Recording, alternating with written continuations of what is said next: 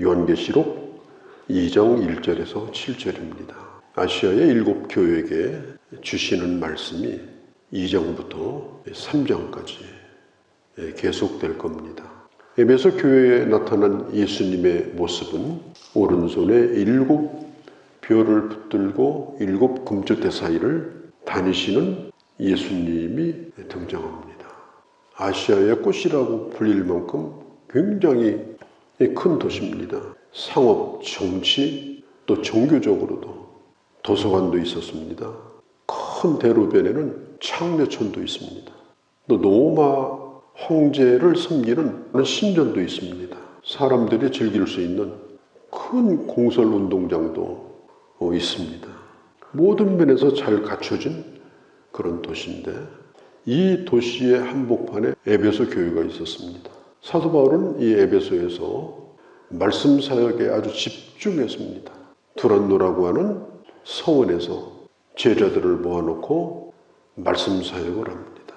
아볼로라고 하는 아주 학식이 뛰어나고 언변이 풍부한 뛰어난 설교자입니다. 그분이 설교했던 교회가 바로 에베소 교회입니다. 에베소 교회는 여러 가지 면에서 칭찬받을 만한 일이 있었습니다. 특별히 에베소 교회는 분별력이 있었고 실력도 있었고 봉사도 잘하고 교회 사업도 아주 뛰어나게 잘하고 이단도 단호하게 물리치고 진리에 대해서 분명한 확신을 가지고 있었던 교회입니다. 성령께서 내가 이걸 다 안다고 말합니다. 하나님이 에베소 교회를 잘한 것에 대해서 잘 알고 계셨습니다. 때때로 기도할 때 하나님 저를 정말 아시나요? 이렇게 물을 때도 있어요. 잘 아십니다. 잘한 것도 아십니다. 마태복음에 보면은 우리 주님께서 이런 말씀을 하시죠. 내가 물 한 그릇 떠준 것도 내가 기억하고 있다. 어떤 사람 물 떠준 걸 나는 기억을 못하죠. 그렇지만 그 작은 섬김도 주님은 아십니다. 그래서 우리가 성실하게 주님을 섬기고 봉사하는 거예요. 또 사람의 알아주는 것에 대해서 그렇게 목말라 하지 않습니다. 믿음이 자라게 되면 주님이 알아주시는 것, 그 한 가지로 정말 만족하고 그리고 감사하면서 신앙생활을 하게 되어집니다. 그런데 문제는 뭐냐? 주님이 이것만 아신 것이 아니라는 거예요. 에베소 교회는 사랑에 충만했던 교회입니다.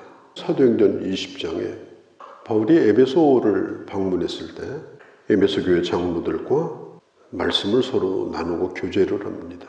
그리고 마지막 이별을 할 때에 에베소 교회 장로들과 바울이 서로 끌어안고 눈물로 교제하고 눈물로 헤어지는 그런 장면이 나옵니다. 참 이걸 보면 에베소 교회는 사랑에 충만했던 교회입니다.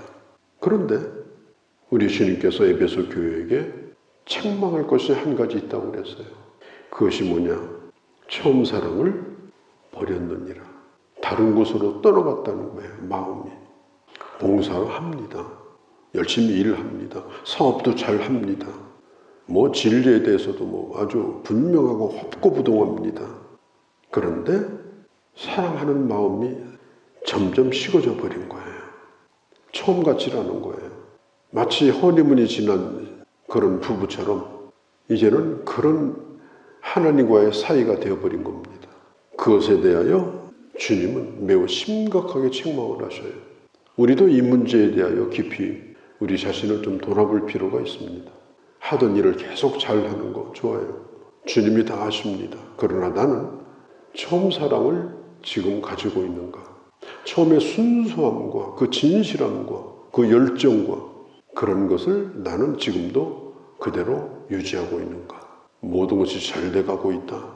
그것으로 만족하지 말고 주님을 사랑하는 마음이 나는 그 진실함을 나는 유지하고 있는가?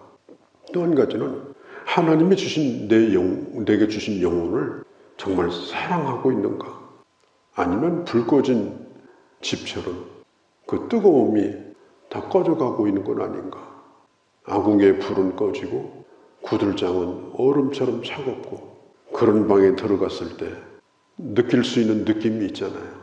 어디 앉을 때도 누울 때도 없어요.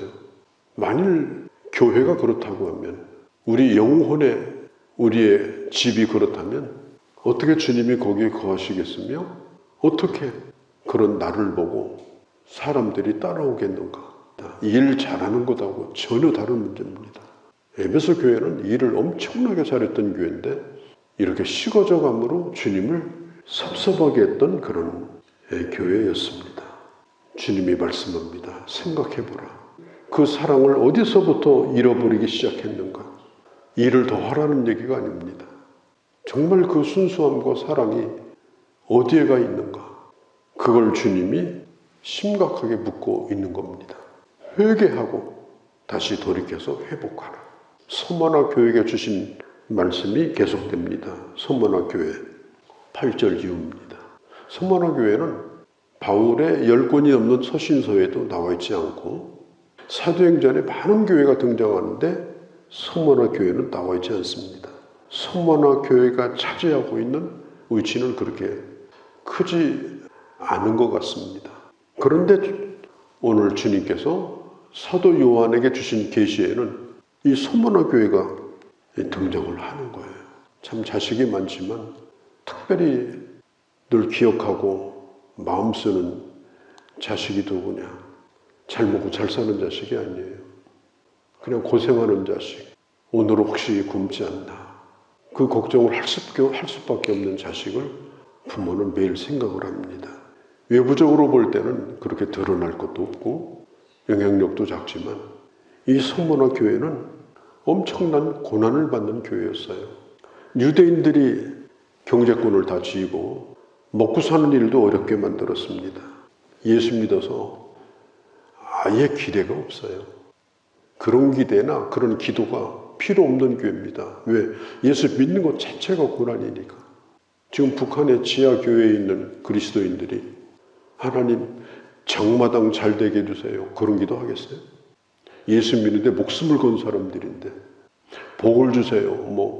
좀 잘 살게 해주세요. 그런 기도 하겠어요? 왜? 예수 믿는 것에 목숨을 걸었기 때문에. 지금 이 서머나 교회도 마찬가지입니다. 하루하루 사는 것이 기적이고 그리고 신앙을 지키기 위해서는 목숨을 걸어야 되는 그런 상황에 놓여 있습니다. 서머나 교회에 나타나신 주님은 처음이며 나중이고 죽었다가 살아나신 모습으로 나타납니다.